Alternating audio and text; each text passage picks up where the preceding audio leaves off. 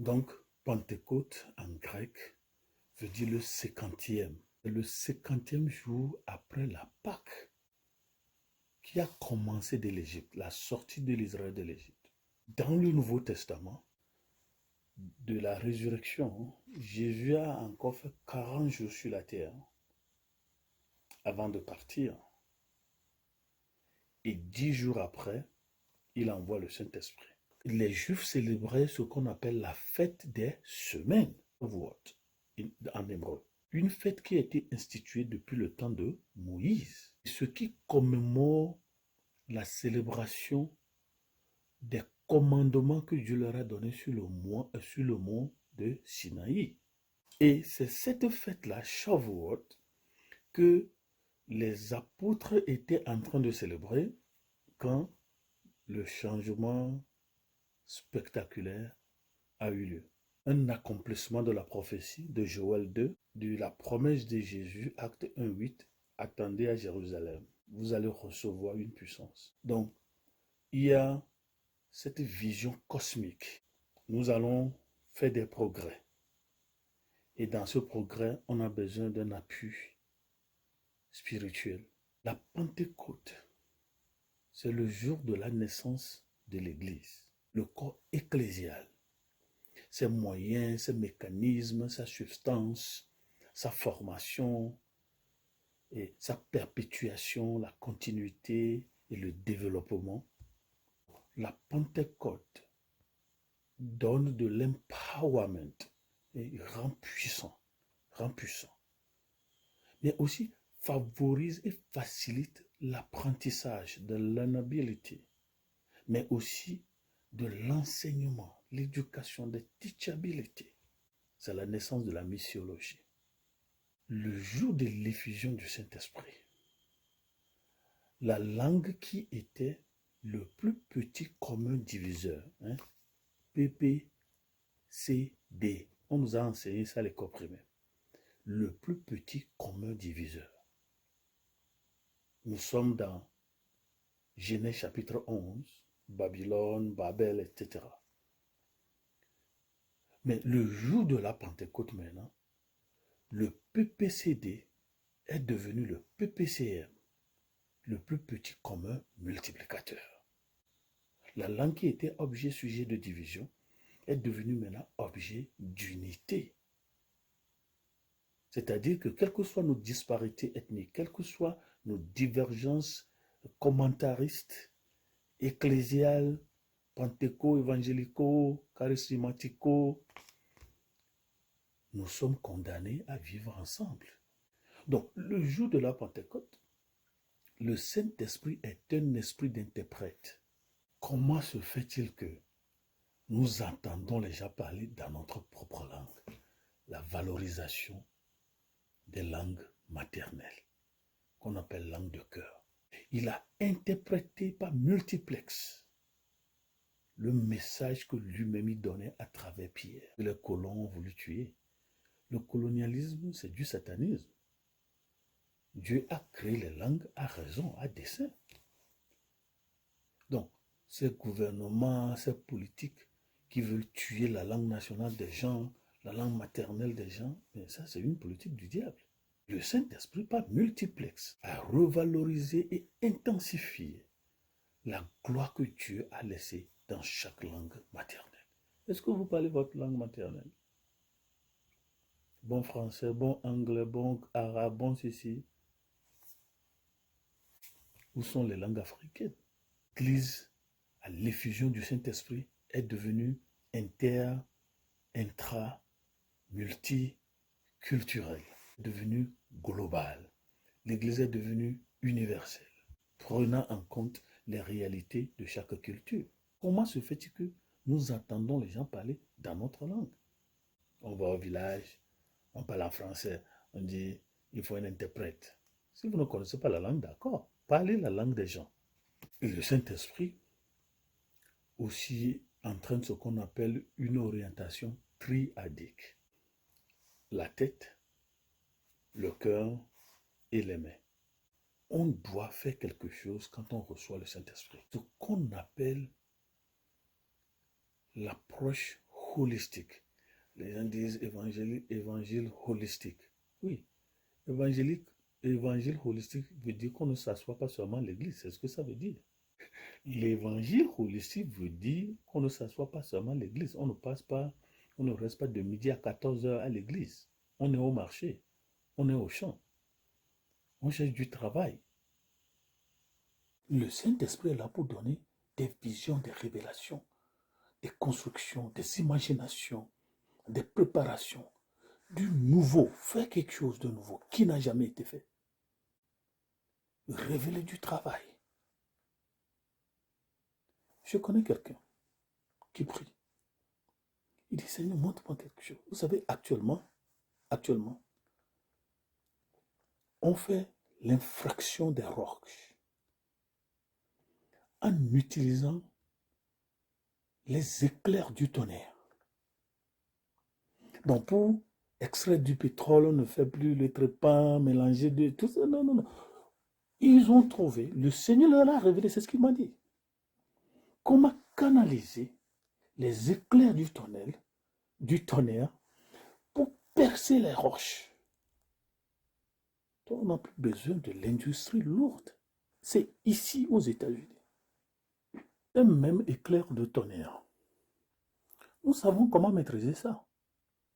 Nos ancêtres savent comment maîtriser ça. Qu'est-ce qu'ils font avec? C'est pour tuer. C'est pour brûler les champs des gens. Les gens utilisent ces choses-là pour des électricités. Et à l'effusion du Saint-Esprit, Seigneur, donne-nous des choses nouvelles. Révèle-nous des choses cachées. Qu'est-ce que je peux créer pour que les gens trouvent à manger avant de mourir demain? Pourquoi passer tout le temps à l'église sur la bobonvologisation? Les gens pour lesquels on prie aujourd'hui sont les mêmes personnes pour lesquelles on prie demain. Quand je dis ces choses, les gens m'insultent, ils disent des choses, on dirait que tu n'es pas... Comment je ne suis pas africain? Je suis le Saint-Esprit. Révèle-nous des choses cachées. Et nous, les choses cachées seules, c'est l'envoûtement, ce que mon grand-père a dit, les prophéties négatives, la sorcellerie, c'est tout. Chose cachée, c'est le travail aussi. Chose cachée, c'est la créativité, c'est l'invention, l'industrie, la métallurgie, la découverte, la haute technologie, la nanotechnologie. C'est le travail du Saint-Esprit. C'est pourquoi il a donné le cerveau. Il actionne le cerveau pour créer de nouvelles choses. Jésus pouvait dire, je travaille parce que mon Père travaille toujours. Il ne s'est pas arrêté. Je connais quelqu'un ici qui y prie. Le Saint-Esprit, c'est pour ça, Seigneur, révèle-moi un travail. Révèle-moi quelque chose qui n'est pas encore fait. Montre-moi quelque chose que je peux créer. C'est ça. Mais donc, la bobonvologisation du Saint-Esprit est diabolique. Quand on dit holistique, il y a d'abord la pensée, ça c'est la cognition. Il y a aussi les corps, ça c'est l'affect. Il y a les activités, ça c'est le behavioral, le comportement. Voilà comment l'Europe a été transformée. Donc on est parti des croyances à des actions. De l'orthodoxie en passant par l'orthopathie. Orthodoxie, orthopathie et orthodoxie. Il y a croyance, d'accord. Les désirs, oui. Mais il faut des faits concrets, il faut des pratiques. Orthodoxie, orthopathie et orthopratie. Et c'est ce qu'on appelle la tradition piétiste. C'est ça qui a transformé l'Europe. Nous voulons aller en Europe, non? C'est la Bible qui l'a transformé. Il ne faut pas qu'il vous trompe. C'est la Bible. Donc, la learnabilité et la teachabilité, ce qu'on appelle l'éducation pneumatologique, le Saint-Esprit est là pour ces choses, mais de façon matérielle et sociale, il doit avoir des changements sociaux significatifs. Le communisme, et il avait tous en commun. C'est comme ça qu'est né le communisme, il faut le savoir. Il y a eu des changements transformationnels spectaculaires. Aujourd'hui, Nous ne parlons qu'en langue. Glossolalia. On ne parle pas au changement de la société. On attend le gouvernement. Pierre et son gouvernement n'ont attendu personne. Parce que le développement social vient aussi de l'effusion du Saint-Esprit. Pourquoi aller dans Ésaïe 61? Et l'Esprit du Seigneur l'Éternel est sur moi. Il dit, ah, rebâtis les ruines.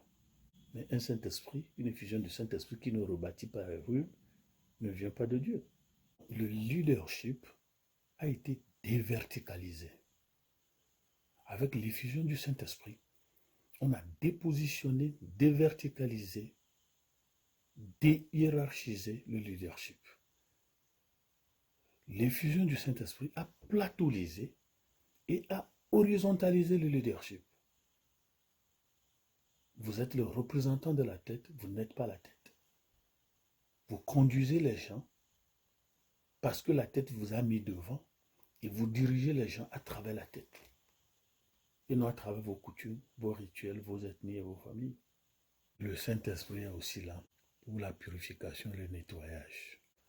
On dit, il est d'abord comme un vent impétueux. Suivez la nature. À l'approche des saisons de pluie, vous allez voir des tornades. Ça, ce n'est pas des conséquences du péché. Dieu lui-même balaie la nature. Balaie la nature. Et il envoie la pluie, il nettoie la nature. Un chrétien qui dit qu'il est rempli du Saint-Esprit et qui est sale n'est pas rempli du Saint-Esprit. C'est ce que ça veut dire. Physiquement comme spirituellement, mentalement comme langagé, comportementalement. On doit être propre. On doit être propre.